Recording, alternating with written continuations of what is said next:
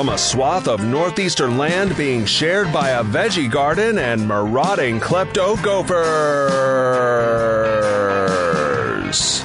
This is Stand Up with Pete Dominic.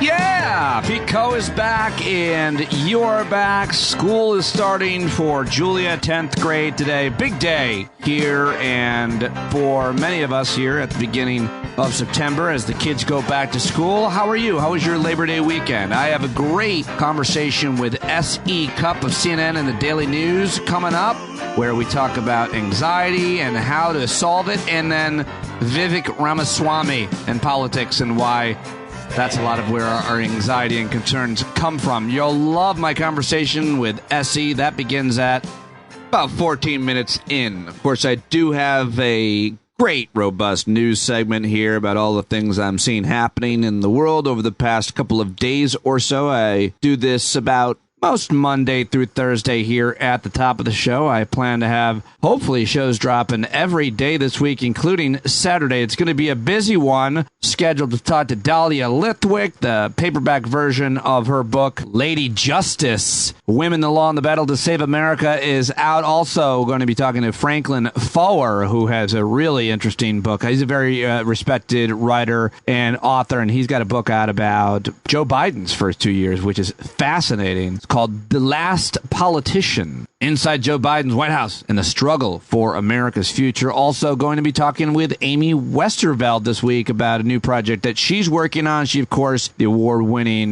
journalist and podcast host of Drilled and so much more. So great guests. That's just what I've got scheduled right now here on Tuesday coming your way. And, of course, I can't do any of it without your paid subscriptions, so sign up now at patreon.com/Pete Dominic. I'll be in Iowa City this Thursday, and I hope to see you there. The Hangout this week will be on Wednesday night, which I'll also do from Iowa City, but I'm performing at the James Theater in Iowa City on Thursday night, 8 o'clock. Tickets in the show links if anybody wants to come. If you can't find them somehow, standupwithpete@gmail.com. And just announced October 11th, I'll be with J.L. Cauvin in Pittsburgh, Pennsylvania, if you want tickets to that. They're also in the show links and on all of my social media. All right, enough BSing, enough nonsense and plugs. Let's get to the news, shall we? Let's start with the fact that thousands of people are finally leaving the Nevada desert because they can. Burning Man apparently is over. Is it over? Attendees are told to conserve food and make sure that you bring a bucket to poop in. Some people were not prepared. Well, mostly people were not prepared with the torrential rains. It usually rains a little bit, but apparently it rained for like 24 hours. Anyway, people have started to leave, and 12 hours of thousands of cars and trailers crept off the desert onto a jammed 2-lane road. And that, ladies and gentlemen, is a music festival I'm pretty positive I'm never going to unless you're paying me. News yesterday that Kim Jong-un and Vladimir Putin plan to meet in Russia to discuss weapons, and listeners have suggested I reach out to Bill Boyle to talk about that. That is just a planned meeting. It hasn't happened yet, but certainly something to keep your eye on. The impeachment trial of the Texas Attorney General named Ken Paxton is set to begin on Tuesday. He's facing accusations of repeatedly abusing his office to help a donor. Well, this guy is a real garbage fire of criminal accusations. He's a firebrand conservative Republican who's aligned himself with former President Donald Trump, played a central role in steering the state rightward in recent years, and he's been suspended from his duties by Republicans in the House. So lots to discuss and follow in Texas with their Attorney General, Ken Paxton. One thing that's hard to follow about Ken Paxton is his weird eye. All right, that's not fair. That's a low blow, Pete. And Jill Biden, the president's wife, the first lady, Dr. Jill Biden, has tested positive for COVID, which is not a great thing. Well, with her president husband being almost 80, I hope she's okay. For his part, the president was in Philadelphia on Labor Day yesterday. President Biden, who often says he's the most pro-union president in history, touted the importance of organized labor and applauded American workers in building the economy during a Labor Day appearance in Philadelphia. Here he is. Folks, in this Labor Day, let me tell you what we're celebrating. We're celebrating jobs, good-paying jobs, jobs you can raise a family on, union jobs.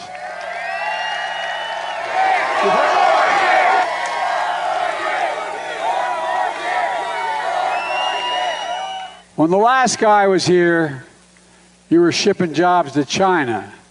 Now we're bringing jobs home from China. When the last guy was here, your pensions were at risk. We helped save millions of pensions with your help. When the last guy was here, he looked at the world from Park Avenue. I look at it from Scranton, Pennsylvania. I look at it from Claymont, Delaware. Well, there you go. President Biden, a little bit of his comments yesterday in Philadelphia, went and shook some hands, and hopefully he does not get ill. And speedy recovery for First Lady Dr. Jill Biden. All right, now it's time for the most depressing news of this segment. The Gun Violence Archive yesterday says that the U.S. has experienced at least 484 mass shootings so far this year, which averages out to almost 2 mass shootings a day. Mass shootings are defined as an incident in which 4 or more victims are shot or killed, according to the Gun Violence Archive. There have been 5 mass shootings in the United States in the first 4 days of September so far. Again, the headline, there have been more mass shootings than days in 2023, according to this database, 484.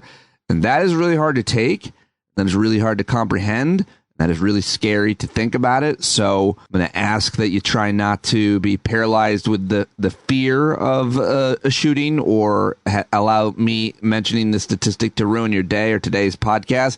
But I do want to make sure that people know what the numbers are, because I think it's an important thing to not look away from. Gun violence is something that I'll continue talking about here on the program, and doing everything I can to advocate for laws that will create an atmosphere where it's harder for people to get guns, and a lot more. There's so much we can all do to advocate for better laws, better policies to bring down gun violence. And mass shootings, of course, are not even probably the worst part of it, just the scariest part. Suicide, of course, is a horrible epidemic in America, and we can make it harder for people to get guns that they can take their own lives with. So, lot that we can do, and I remain hopeful about this and everything, despite how terrible it is. And speaking of terrible, Elon Musk is the absolute worst, and you already knew that, but believe it or not, he got even worse when yesterday he attacked the Anti-Defamation League. Elon Musk threatened to sue the Anti-Defamation League on Labor Day after blaming the nonprofit for an advertising revenue slump on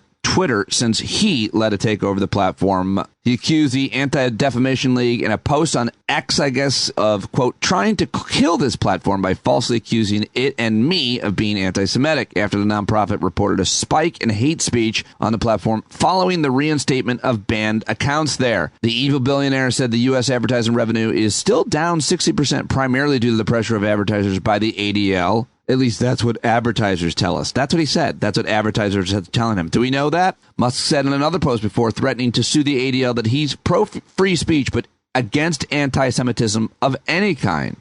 The ADL, of course, published a report in May that found over 5,000 examples from February alone of virulent anti-Semitism from over 2,000 accounts on Twitter after accounts were reinstated under the free speech advocate Elon Musk's direction. The ADL responded to all of this controversy in an emailed statement that the nonprofit doesn't comment on legal threats as a matter of policy, but addressed the push to remove the ADL from Twitter. They said ADL is unsurprised yet undeterred that anti-Semites, white supremacists, conspiracy theorists, and other trolls have launched a coordinated attack on our organization. This type of thing is nothing new. The onslaught comes following our participation in the 60th anniversary of the March on Washington, where ADL proudly marched shoulder to shoulder with African-American leaders and those from the minority communities. It also follows a meeting with the leadership of X that clearly upset these hateful groups. My friend Jonathan Greenblatt met with the new CEO of X just a few days ago and announced it publicly and said it was a productive meeting, but they'll hold X Twitter's feet to the fire. And as a result, just days later, Elon Musk is accusing the Anti-Defamation League of being anti-Semites. Blaming Jews for your shitty business is so 1930s, as somebody wrote that. I mean, the ADL is, like many other places organizations, individuals demanding that social media platforms do more to combat hate in all of its forms, including anti-Semitism. That's what they're doing. Yeah, Rosenberg wrote on Twitter, just a couple of reactions. Musk is not going to sue the ADL. He'd lose any more than he's going to cage fight Mark Zuckerberg. He'd lose. At this point, no media outlet should be uncritically parroting the bombastic things Musk randomly says on Twitter and never follows through on. Maybe I just did that. Finally, Sherilyn Eiffel writes, this man takes no responsibility for his failures. His tweets, his welcome and embrace of extremists, his capricious decision-making, juvenile stunts, disparagement of news sources, and contempt for those who brought value to the brand has strangled Twitter, not the ADL. All right, well, I thought those were some great reactions to the ridiculous accusations from Elon Musk. I just talked to the president and CEO of the ADL, Jonathan Greenblatt, at the March on Washington when I was down there 2 weekends ago. And I'm sure this fight is going to continue. It's going to be high profile, and it's not going to be good for one of the premier organizations trying to fight anti-Semitism. They will be targeted that much more as a result of Elon Musk directing his rhetorical fire on them. All right, one more story I just want to mention is that Congress is coming back, and I thought Manu Raju at CNN Inside Politics yesterday had a pretty good opening rundown to talk about what's on the agenda. Congress is coming back to town after the summer recess with a very full plate. For starters, they have to pass spending bills to keep the government open by the end of the month. And as Melanie Zanona and I reported over the weekend, that will be no easy task for Speaker McCarthy. Plus, FEMA is running out of cash. Ukraine needs more aid. The Pentagon needs its nominees for its top jobs confirmed. And on top of that, House Republicans may move forward with an impeachment inquiry into President Biden. Punchbowl News put it this way: welcome back. Things are a mess. Well, there you go. Kevin McCarthy has 26 days left to fund the government, and the next 4 months, regardless, are going to be nuts. Also, they're pushing now to impeach the president, President Biden, and if Kevin McCarthy doesn't do it, will they push to get rid of him? They're actually talking about that. So buckle in, folks, because this next 4 months could get rough when it comes to the negotiations in Congress, grinding things to a halt, as we've seen before. Let me know what you're hearing. Let me know what you're seeing. Let me know what to say here in the opening news rundown. You've got anything you want to announce, plug, promote? Always happy to hear from you. standupwithpete@gmail.com. But now I'm going to get to my conversation with CNN and the Daily News SE Cupp. Now, this is a different conversation, at least the first 10 to 15 minutes, because we talk about how she's writing a book about how to deal with anxiety, how she's dealt with her own concerns and fears and irrational thoughts that creep into her day. I thought this was a wonderful conversation. I always love to get personal with folks, especially those I've gotten closer with as I have become really good friends with SE Cupp over the past few years, especially since I started doing the podcast. Then in the second half of the conversation, of course, we get to Republican politics, especially the campaign, the debates, and more. It's always great to catch up with SE Cupp. You can follow her on Twitter, read her Unfiltered, watch her Unfiltered segments, and of course, read her columns at the Daily News. A really good friend, always a great commentator, always love talking to someone a lot more conservative than I am about so many issues. Let's do it right now with SE Cupp. Hey there, stand-up listeners. If you like what you hear on this podcast, consider being a paid subscriber on Patreon. For as little as $5 a month, you'll get all the witty, insightful, and enlightening conversations with amazing guests ad-free. More importantly, you'll also gain access to our Discord chat server and an amazing community of listeners from all across the country and around the globe. Last but not least, you'll be able to join our online hangouts, hosted by Pete himself, where regular podcast guests often jump on and answer listener questions.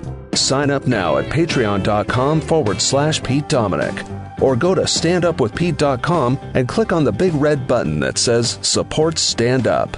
Oh, it's been too long. There she is, SE Cupp, back from Belgium for like a month. You just took your son, who'd never been to Europe, and husband, and you took your son and you went to Europe for a month, and we got to see it on Instagram, which was fun. Congrats.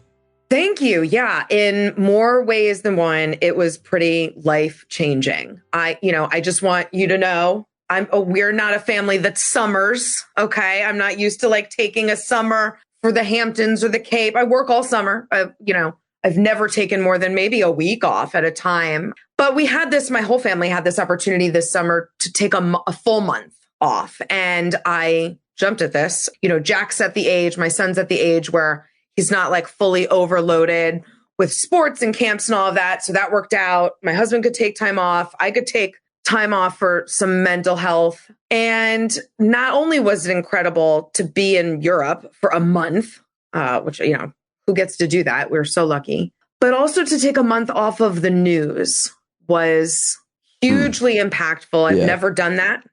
I mean, truly took it off, like did not pay attention to what was going on at home. And no one in Belgium was reminding me of it, right? So I could actually accomplish that, unlike here. And it really had a huge impact on my mental health. And when I came back, I had a really bit of a different perspective on everything. So it was great. That's awesome. And it's also great to take a sustained period, especially during the summer in a new place with your child. And Jack is what? How old? He's 8. Perfect. It was the perfect age where he's not so old that he's jaded and like over it. Yeah. And just like wanting to be with his friends, but not so young that he won't remember it or like, it was like it was a perfect month. It was incredible. Did you have a hard time returning to life and work and quote normality? Did you find a new normal? Did you learn anything? New resources, tools? Are you speaking French or something now? I already speak French, which was, pardonnez-moi. Which was part of the reason we chose Belgium was because I can speak French, although in the north they speak Dutch, so I was not helpful there. But no, I did come back with some new tools. One of the things I learned while I was there, you and I have talked about anxiety, and that's what I suffer from, acute anxiety disorder. And one of the things I learned about anxiety, and I wrote about, I posted this on Instagram, was that the opposite of being anxious is not being calm and relaxed. In fact, telling someone who's really anxious to calm down or relax just makes them feel like, what's wrong with me? Why can't I relax? The opposite of anxious is being present. And I found myself in Belgium, the first few days worrying about things that I normally worry about at home, like planes and trains and attacks and this and that. And that's what my anxiety does. It takes me out of the moment that I'm in and puts me in somewhere that's not real. Yeah. Somewhere where there's danger. Yeah. And where I was in the moment, there was no danger. And so working on that for the month in a place where it was really easy for me to tell myself, like, I want to be present for all of this because it's incredible. Right. I don't want to miss a moment of it. And I will not let my anxiety take me out of the present, which is fine, and put me somewhere not real where there's catastrophe. And so that was something I worked on all month, and it was really, really helpful. That is so great to hear. But the missing component or explanation is it's one thing to be able to identify that as anxiety or a concern, a worry that really can be, destabilize you or paralyze you or just have you living in this kind of bad place. It's another thing to recognize when you're in it, when you're having it. For me, that's what meditation has done. Like the simplest explanation for meditation is now I'm able to see my thoughts when I'm having them, catch them quicker, thus not staying there for very long. Have you developed, are you able to be present enough? Was it only because you were on vacation and you didn't have all the normal things with work and all those things? Or have you been better at identifying, being mindful in that moment, catching the thought and be like, no, we're not worrying about kidnapping for the next 20 minutes. Right. I mean, it was easier in some ways because some of my triggers were not there, but there were new triggers. There are different triggers when you're traveling, you're thousands of miles away from home, kind of in a strange place. So there were different things. But what I've been able to work on, my brain, I can't stop my brain from opening the door to no one some can. of these thoughts. I don't think most people can. I think that's a constant truth. I'm not sure, but I think, go ahead. So even though my irrational thoughts might be like, kidnapping, school shooting, the worst thing happening. What used to happen is I'd open the door and run through it. And then I'm spiraling, going down, down, down. And it always ends with someone dying, the worst thing happening. And it's physically exhausting, right? Now what I've found is I open the door. I used to, I found a way to slowly walk through it and stop. And now I found a way to not walk through the door. The door opens and I have enough mental strength and tips and tricks to stop myself from walking through the door. And, one of them we just talked about, like reminding myself to be present.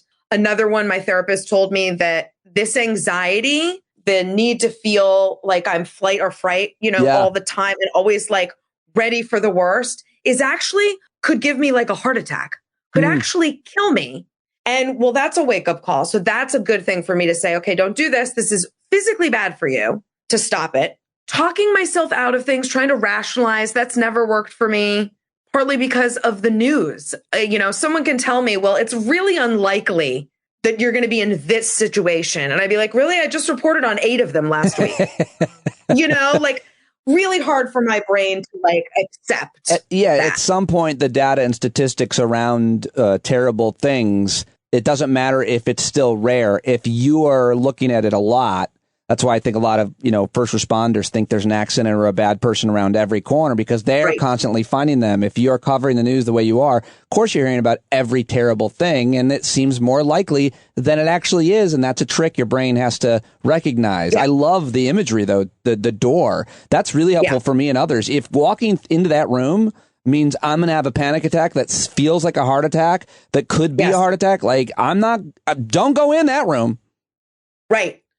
And I love that you said, I think everyone opens the door because you can feel very alone and like, am I the only one presented with this door like every hour of every day? I think you're right. Like it's an impossible ask to require that you never have this door open, that you never have a catastrophic thought, that you never worry about things that are unlikely to happen. Right. And trying to tell yourself that that's like an end goal, I think sets you up for failure. You're gonna come to the door. It probably is gonna open. Do you run through it? Do you walk through it? Or do you close it?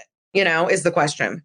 Or do you just train your mind to switch gears and say to yourself, that's not happening right now. I mean, my 2 big things, my anxiety a lot is around where my mind gets crazy is around financial security. How am I ever going to be able to support myself, much less my family? And when I think about that now, my new thing is like, I could easily get hit by a bus. You tweeted about Joe the plumber, 49. Cancer. I'm 47. Right. Guy seemed like he was in pretty good shape or whatever. Like all of that stuff reminds me to stop worrying about 65 when I'm 47. And then, the other stuff that you have anxiety around, it could be so many different things, but recognizing it. My thing, I've been talking about this openly, is I think I told you self-pity. Caught myself feeling bad for myself and then did a bit, SE. I started making fun of myself. I was like, oh yeah, you feeling pretty sad that and it was just, I caught it and I did a whole different thing and talked myself right out of how silly I was being. And that's great. Really working for me and sounds like it is for you. So that's the thing. You have to figure out what works for you. And, for a long time, like my therapist and I didn't get here overnight. I've tried lots of things to help me live without anxiety. And that's what I'm writing a book about it. And it's learning to live without anxiety because I learned to live with it really well.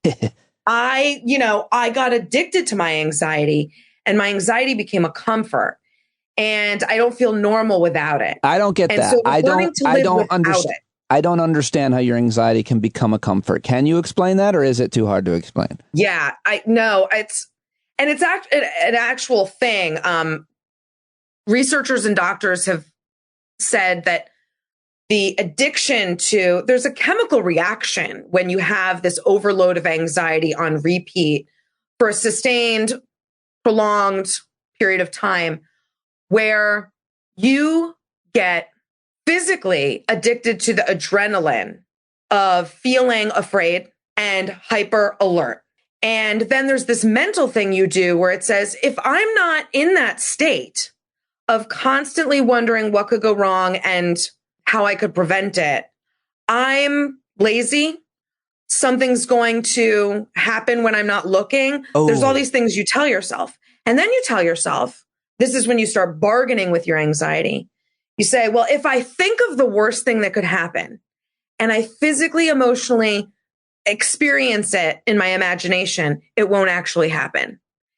And so you're making these irrational bargains. And I don't want to minimize your anxiety because I would never do that. You can. Thinking about financial stress, this is a rational anxiety.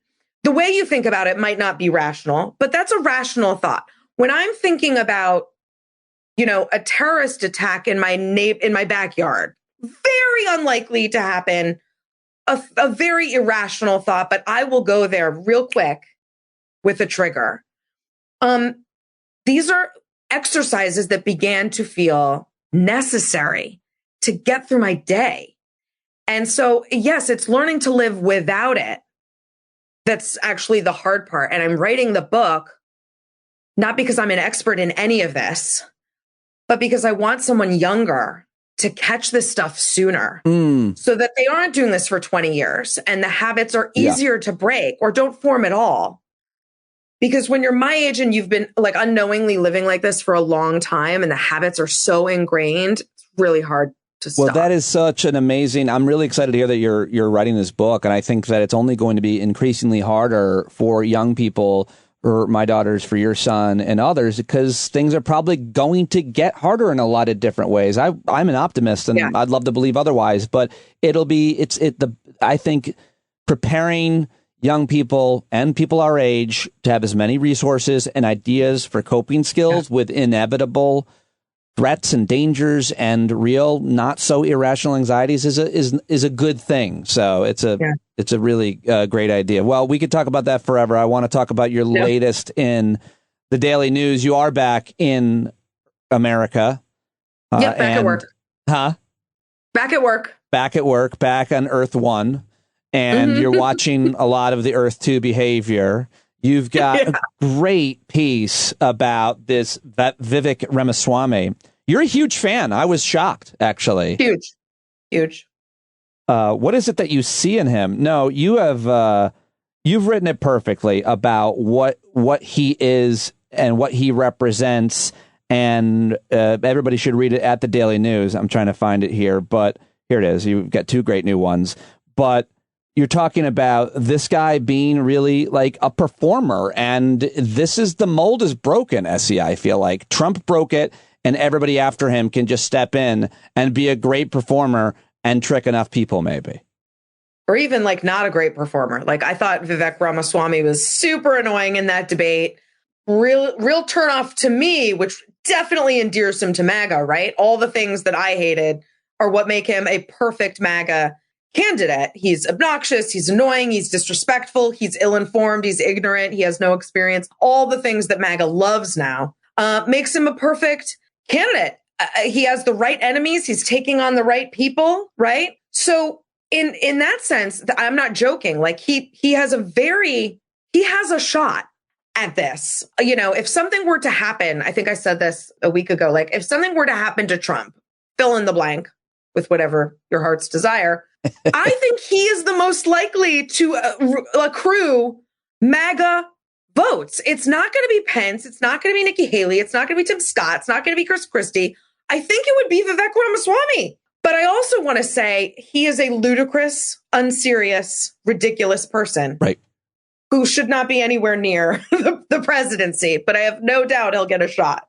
Here it is. Let me just read a little bit because you're always such a great writer. You say, but how far does he want to go? Does he want to beat his idol? Trump won't allow that, presumably. Or is he secretly hoping Trump goes to prison so he can step into his shoes and become the nominee? Does he then truly believe his extremist positions and unserious campaign antics could win in a general election? Hey, it's been done before you, right? Or more likely, is he just using the American democratic process to line his own pockets, sell books and merch, see his name splashed across a media he insists is corrupt, and ultimately land a cushy job alongside Jesse Waters and Jeanine Pirro on Fox, where he'll get paid to professionally push lies and conspiracy theories to an unwitting audience? And finally, you say, in this Republican Party, few things still surprise. While he won't have my vote based on his performance Wednesday night, Vivek Ramaswamy makes a terrific MAGA candidate, unqualified, unserious, unlikable, and therefore utterly electable. I think I should just perform your columns. That'd be amazing. Well, yeah, I mean, that says everything I think about him. And I think in the days following the debate, he just keeps proving himself less and less serious. And a friend of mine said, like, he thinks he's a plant. He's that unserious, and like, I think he's a tool, but he might also be a plant. We'll see. But he's so cartoonish in his like unseriousness. It doesn't feel real. Although, look at Trump; it's real. Yeah. Well, look at Trump. Let's look at him, because you wrote about him as well. You have this great piece about how it's titled, "Can Trump shut the F up?" Well, there's asterisks. It's the Daily News. Can Trump shut the fuck up to save himself? His big mouth will keep causing him more and more legal problems. And you write about Miranda rights, and you write about his lawyers advising him. And you talk about how he decided to cancel this big press conference he was going to have, where he's going to show proof of election fraud, because if he says certain things, it's only going to get him in more trouble. Take it from there, SC. I mean, he can't stop himself. You've been studying this forever. Yeah. Yeah. I mean, we're at this intersection, this crazy intersection where Trump has decided his indictments, his legal issues, are his entire personality and his entire campaign platform. He's not talking about policy. He's not talking about issues. He's talking about his indictments, and they're out to get me, and so they're out to get you too. That's it. That's all he wants to talk about, because it's really galvanizing the base. And most importantly, it's raising a ton of money, which he needs to face all these legal battles. But the problem is, for Trump, the candidate, is Trump, the client, can't shut the fuck up. And it's exactly what his lawyers want him to do, because talking more just puts him in more legal jeopardy, and it's getting him in trouble with the judges and the courts. And so he's got over a year of campaigning, right? Assuming he gets the nomination, or at least a few months before the nomination, of campaigning, where he's going to go to rallies and he's going to have campaign events where he's going to want to talk about this. And his voters want him to talk about it. But if he does talk about it, he's jeopardizing his legal case. I mean, it's this like Ouroboros, the snake eating its own tail kind of thing. And it's going to be fascinating to watch, because I think he's in a bit of a bind here. Do you see a world? I see a world, a possibility. And my political analysis is almost perfect. Always. Almost like on. My predictions, especially. Like, I am still holding true to the fact that the Republican nominee will be Mike Pompeo. I stand by it. Okay. I stand by it. I'll eat my hat if he's not. You'll see. Can we put money on this? Yes. How much money? Not real, actual money, but between you and I, we can think about it, but I'll embarrass myself publicly on the internet if I'm wrong, which is not. But usually I just do that by showing up. Okay, so here's the thing. Is there a world where you see the fever breaking for Trump supporters? Because I'm seeing this just anecdotally with a couple people, big-time Trump supporters, that are basically saying, I want him to win. He's my God and Savior, but I'm being pragmatic. I don't think he can win with all the legal trouble he's in. Is there a world where he does not win the nomination, even in early states, because people are kind of saying, you know what? I don't think he can win because of the deep state indicting him and tarnishing him so badly. Is that a possibility? I say it is. That's my prediction. I wish that would be great, but I have not seen pragmatism and rationality in most of MAGA. I mean, I hate to generalize, because there are plenty of Trump supporters who I don't consider MAGA and who are rational and are making that calculation. But I think the bulk of his supporters are not fazed. I mean, a lot of them think he's actually still the president, right? And he's like, there's an inability to penetrate, I think, a majority of his supporters with facts and rational concerns like electability, like the fact that he might be in prison when we have this election, or that, none of that seems to be phasing, I think, a majority. So I'll be very, very surprised if he's not the nominee. All right. Well, we'll see about my predictions that we will. He might not be, and that Mike Pompeo will be. You'll see. So these are two separate bets now, that Trump will win the nomination or won't, and that if he doesn't, the side bet is Mike Pompeo will. Going back to the beginning of our conversation, when you see the door of anxiety, catch it, then pivot to thinking about how you can embarrass Pete, or how Pete can embarrass himself when he gets these predictions wrong, and then you'll laugh, and then everybody's a winner, except for me in the end. But I'm all for that, as long as it keeps us away from the door that great. The worries live in.